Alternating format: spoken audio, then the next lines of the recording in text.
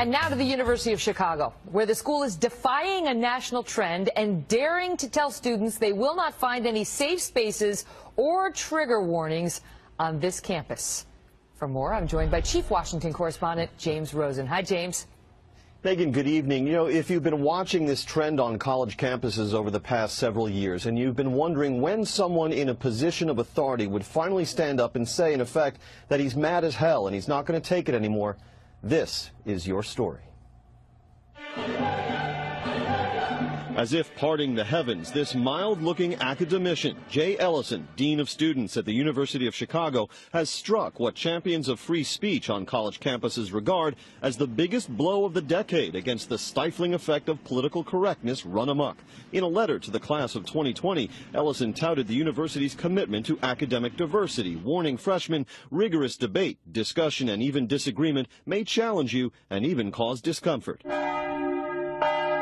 In an era when liberal students across the country have sought and received the creation of safe spaces, zones where they can be shielded from ideas they regard as hurtful to their psyche, and demanded trigger warnings, advance notice from professors when their curricula could prompt an adverse emotional response, the Ellison letter served notice that the University of Chicago isn't having any of it. We do not support so-called trigger warnings. We do not cancel invited speakers because their topics might prove controversial, and we do not condone the creation of intellectual safe spaces where individuals can retreat from ideas and perspectives at odds with their own.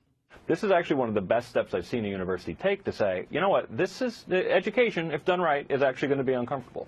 The empire of academia strikes back, however. Michael Roth, president of Wesleyan University, told the New York Times the Ellison letter was a publicity stunt designed to, quote, coddle donors. Instead of saying we don't believe in safe zones, he's actually creating a safe zone, and that's a safe zone for racism, homophobia, sexism on his college campus. Administrators at the University of Chicago countered that their embrace of free speech does not confer on anyone the freedom to threaten or harass. Megan.